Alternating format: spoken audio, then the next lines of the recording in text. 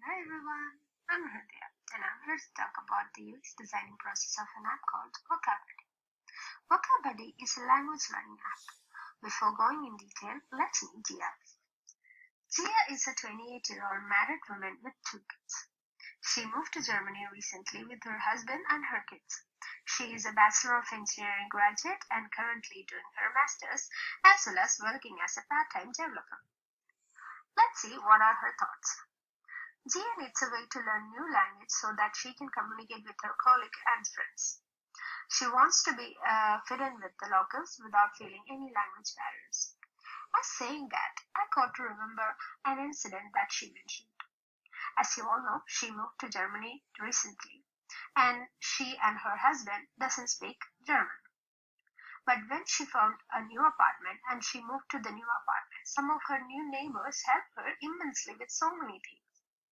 As she doesn't speak German, as well as her neighbors doesn't speak English, she doesn't know how to communicate with them. She doesn't know how to show her love to them. So she showed her love through food. But she really needs to talk with them in German, in their own language. That's her primary needs. Now let's move on to the problem statement. Jia needs a way to learn new language in a fun and effective way because she has a very busy schedule. She relocated to another country where she works as a developer and is a student. And she wants to be able to speak with her colleagues and her friends in their own language and feel more comfortable and confident at work. She wants to fit in with the locals without facing any language barrier. Now let's see what all the challenges are.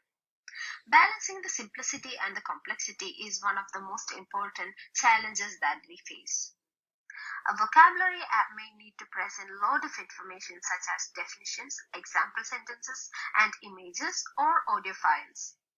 It can be a challenge to present these informations in a way that it is clear and easy to understand, while avoiding overwhelming the users with too much information. The next is user engagement. It can be difficult to keep the users engaged with the vocabulary app, especially if they are not highly motivated to learn a new language or new words. To solve this, the app may need to include various types of interactive activities, games, and challenges to keep the users interacted. And the next is personalization. Different users will have different vocabulary needs and learning styles. So it can be a challenge to create an app that is personalized for each user. The app may need to include features that allows users to customize their own learning experience, such as their own learning goals, selecting their own words to focus on. And the next is user testing. It is important to thoroughly test the app with the users to ensure that it is effective and user-friendly. This can be time-consuming, and it may require recruiting and coordinating with multiple testers. So, these are the main challenges that we are going to face. As we have covered the challenges that we have to face, let's move on to wireframing and prototyping. In wireframing and prototyping, I have used two user flows. One is complete a basic lesson, and the second one is complete a conversation in extended learning. Now let's move on to the user flow. In user flow, the first task is to create an account and to complete a basic lesson.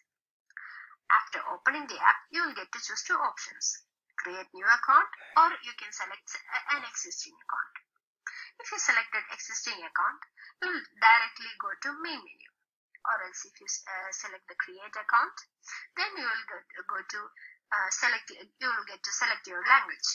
After selecting your language, you will get to choose what language that you have to learn. And after that, you will get to select the level: beginner, intermediate, or advanced. After selecting that, you will get to take a test, which is to confirm the level that you have selected. And after that, you will get to set a daily goal. And after selecting the daily goal, you will get to complete a basic lesson. After that, you will be redirected to main menu. Now let's move on to the task 2. In task 2, you have to complete a basic conversation in extended learning. For that, after getting into the landing page, you'll have four options: home page, extended learning, flashcards, and leaders board. In that, you'll get to select extended learning. And after selecting extended learning, you'll get to select stories, conversation, audios, and videos. In that, you have to select conversations. In conversation, you'll have basic interactions, restaurants, supermarkets, and hospitals. In basic interactions, there will be conversation 1, 2, etc. After selecting the conversation 1, you'll get to complete the conversation. And after completing the conversation, you can retake a conversation or go to the next conversation. If you select go to the next conversation, it will be redirected to basic interactions. If you're going to retake the test conversation again, then it will redirect it to conversation 1. If you select no, then you'll get a dialog box which says add newly learned words to the flashcard. Then if you select yes, then it will directly go to the flashcards.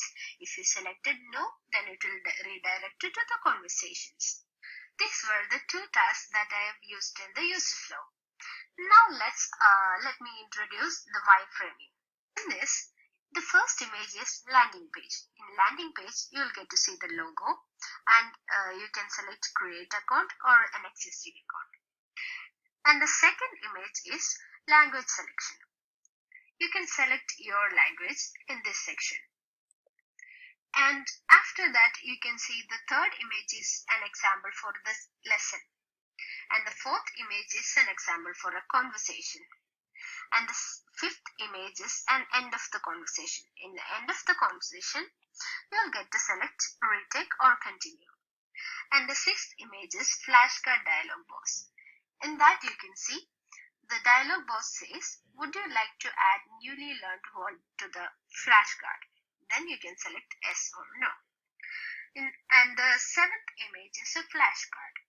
In that you can see the words that you have learned in the previous lessons are automatically updated to this page, and also you can use or add new words. And the last image is save the word, that you can select or type a new word and add the meaning, and after that you can just select the continue. Now it's time for usability test. In usability test, I have selected 4 tasks. The first one is create an account, and the second is complete a basic lesson, and the third one is complete a basic conversation in extended learning, and the fourth one is add vocabulary to flashcard. I have identified some major usability issues. The first one is need account authorization, and the second one is need lesson names, and the third one is need search options, and the fourth one is need back and forth button. Let's see how I have solved these issues. In the first image, the issue is need account authorization. In that image, you can see there are 2 options. One is create a new account. The second one is existing account. In previous user flow slides, you have seen that after selecting create a new account, you will get to choose language, levels, and the timings. And after that, you will get to complete a basic lesson. Then you will redirect it to main menu. There were no options to log in with an authorized account. So I have changed it. In the second image that you can see, I have applied a login ID and a login page, which is included with login ID, create password, confirm password, and also you can make visible the password, as well as you can log in with Facebook or Gmail. The third image that you can see, the issue is need lesson name. In that picture, there is no lesson names. The lessons are numbered with 1, 2, 3, and etc. And so that I have changed it to Unit 1, Greetings. So the coming 4 lessons will be under Unit 1, Greetings. And after that, another 4 lessons will be under another name. So, and the third issue is Need search option. There were no search options, so I have included a search option, and now you can search the lessons that you want to retake. The next issue is need back and forth button.